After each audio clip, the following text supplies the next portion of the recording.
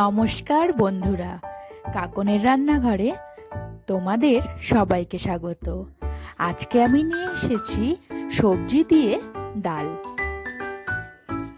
শীতকালে সবজির তো কোনো অভাবই নেই, তাই হাতের সামনে যত রকম সবজি পেয়েছি সব দিয়ে দিয়েছি।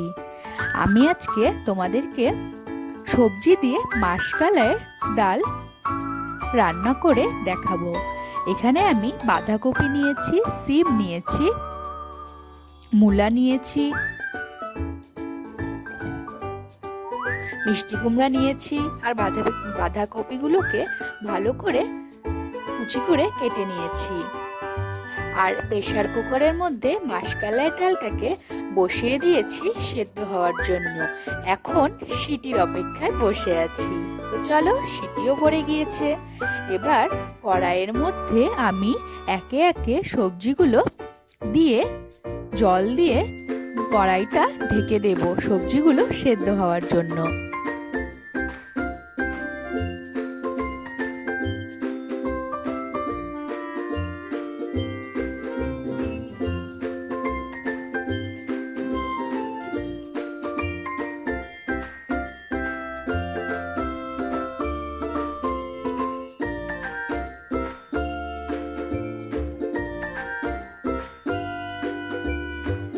আর সামান্য লবণ দিয়ে দিলাম। এবার কড়াইটা ঢেকে দিলাম।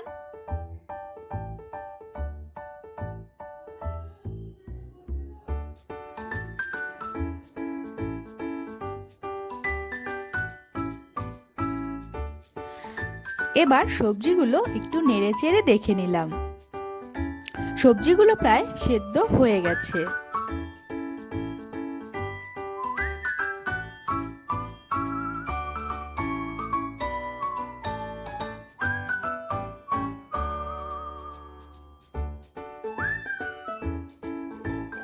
এবার আমি সবজিগুলোকে একটি পাত্রের মধ্যে উঠিয়ে নেব।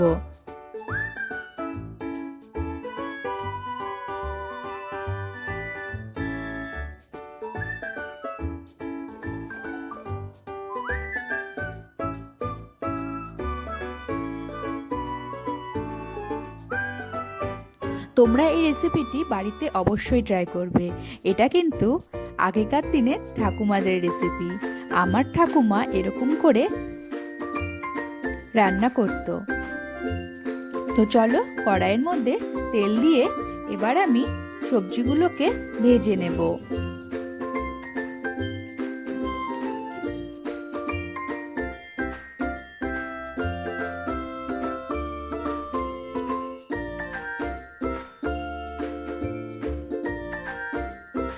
সবজিগুলো খুব ভাজার দরকার নেই, হালকা নাড়াচাড়া করে নিলেই হয়ে যাবে। এবার সবজিগুলোকে আমি উঠিয়ে নেব।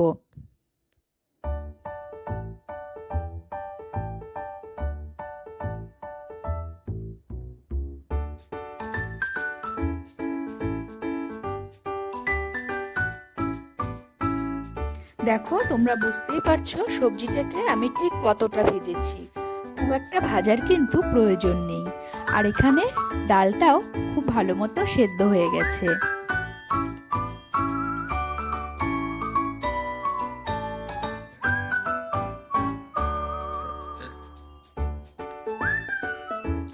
এবার কড়াইয়ের মধ্যে তেল দিয়ে তেলটা গরম হয়ে গেলে এবার আমি 5 ফোড়ন, তেজপাতা আর শুকনো লঙ্কা ফোড়ন দিয়ে দেব।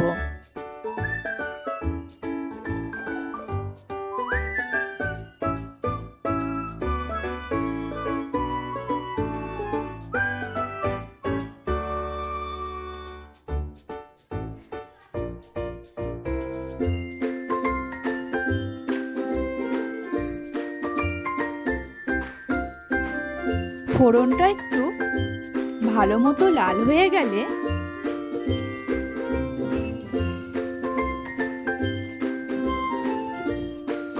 এবার আমি ডালটাকে ছেড়ে দেব। এবার এই ভেজে রাখা সবজিগুলো দিয়ে দিলাম। এরপরে আমি জল দিয়ে দেব আর দেব পরিমাণ মতো লবণ আর একটু চিনি। যেহেতু সবজি দিয়ে ডাল সেহেতু চিনিটা একটু বেশি পরিমাণে দিয়ে দিতে হবে। এবার ডালটাকে ভালো করে ফুটিয়ে নিয়ে নামিয়ে নিলাম।